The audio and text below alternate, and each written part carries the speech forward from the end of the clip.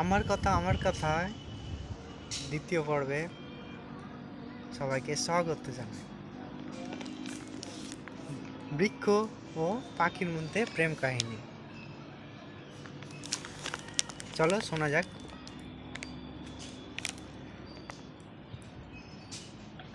দেবনাগরী, অর্থাৎ নগরটার নাম ছিল দেবনাগরী। অর্থাৎ দেব বলতে সবাই দাতা ভাব, অর্থাৎ ওইখানে রাজা প্রজা পশু পক্ষী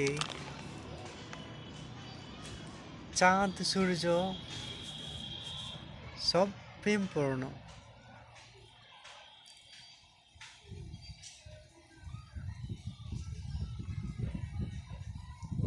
মানুষজনের তো কথা বাদ দাও, সেইখানকার পশু পক্ষীও ও অত্যন্ত প্রেমপূর্ণভাবে বসবাস করত। সেই রাজ্যের একটা বৃক্ষে,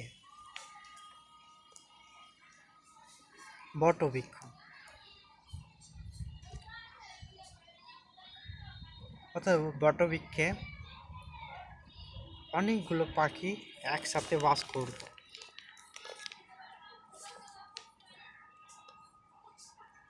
পাখিদের ধারণা থাকে পাখিরা এক জায়গা থেকে আরেক জায়গায় উড়তে পারে।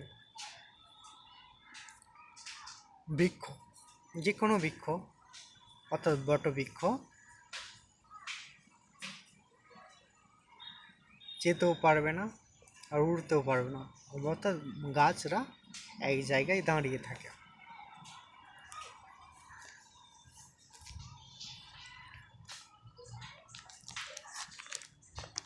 তো সেই রাজ্যের পাখিদের একটা ভালো একটা ছিল, অভ্যাস ছিল। এই রাজ্যে অর্থাৎ দেবনগরীতে 2 মাস কাটালো, আরও অন্য নগরীতে যে কাটায় সময়, অর্থাৎ প্রত্যেক রাজ্যে যে ওরা জীবনযাপন করে বা ঘুরে বেড়ায়, সব কিছু আনন্দ উপভোগ করে। যেমন এখানকার মানুষরা তীর্থ করতে যায়, সেই রাজ্যের পাখিগুলো এক রাজ্য থেকে আরেক রাজ্য ভ্রমণ করতে যায়। সবাই চলে যায়, একটাই পাখি কেবল ওই গাছের উপর থেকে যায়। ধীরে ধীরে গাছ আর পাখির মধ্যে অত্যন্ত মধুর সম্বন্ধ তৈরি হয়ে যায়।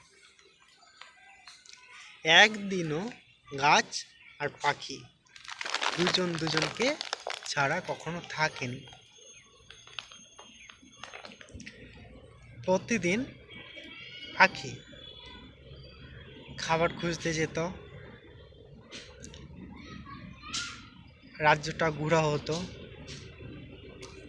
এবার রাজ্যের যা যা সুন্দর জিনিস পাখি গাছকে এসে শোনাতো যে আমাদের রাজা এই রাজ্যের, দেবনাগরী রাজ্যের রাজা অত্যন্ত ভালো, প্রজাদের অত্যন্ত সুখে পালনা দেন, যে প্রজাদের পিতা, নিজের পিতা যেন মনে হয়।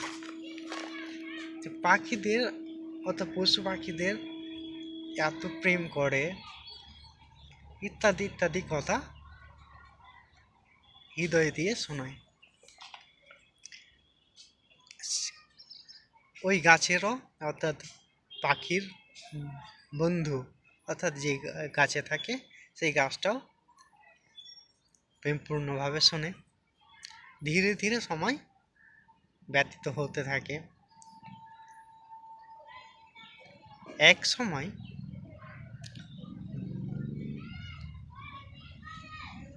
সেই দিন সকালবেলা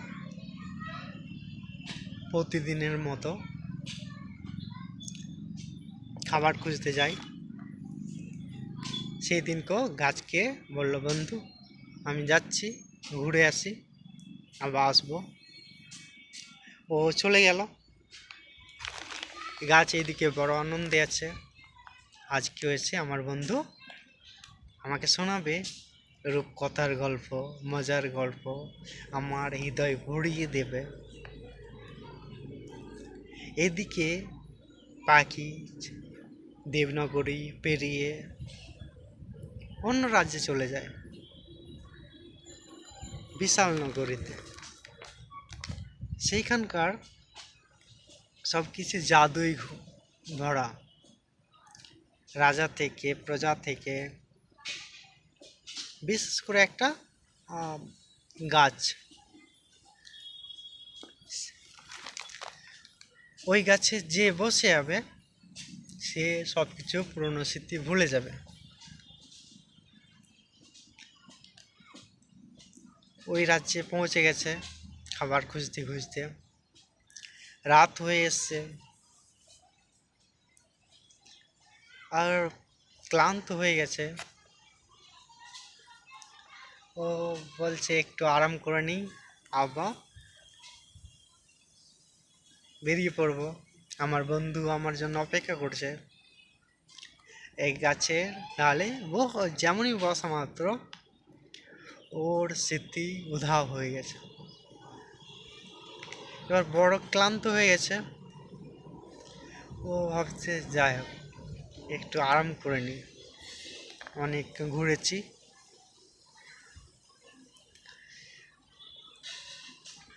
ও ওই গাছে যা বসা মাত্র ওর ঘুম চলে এসছে।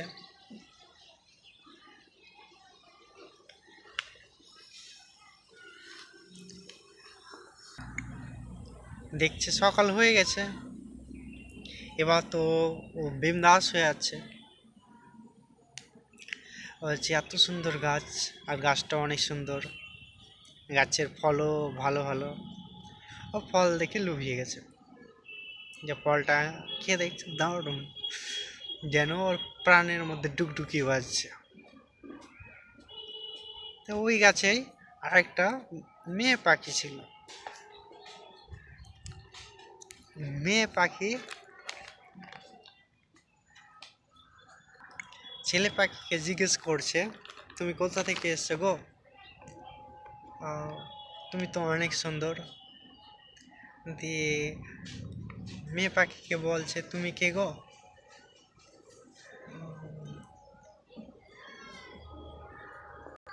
বলছে আমি এই নগরীতে থাকি, এই গাছে। বলছে তোমাকে এর আগে কখনো দেখিনি।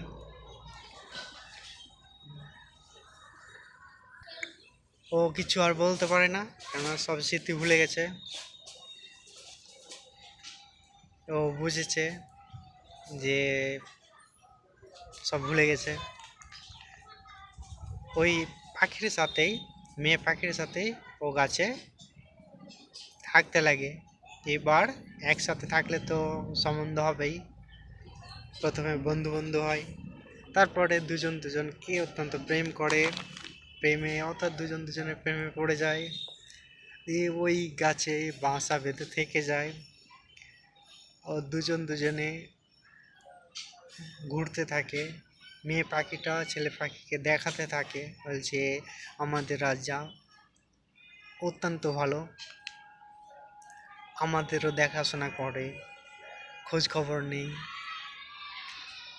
আমাদের বাবা মায়ের মতো।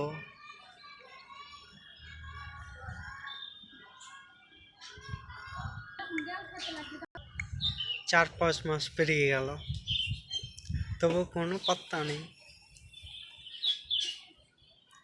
তো এবার গাছ ভাবছে কিছু হয়ে যায়নি তো, ভগবানের কাছে প্রার্থনা করছে যেন ও ভালো থাকুক। তো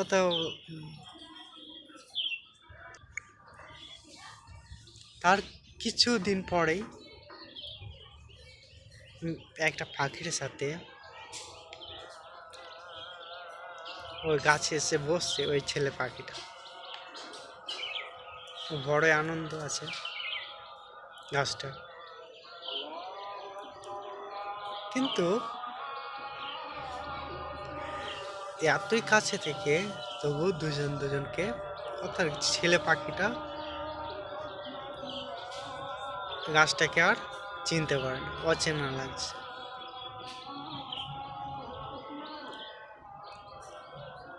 গাছটা বলছে,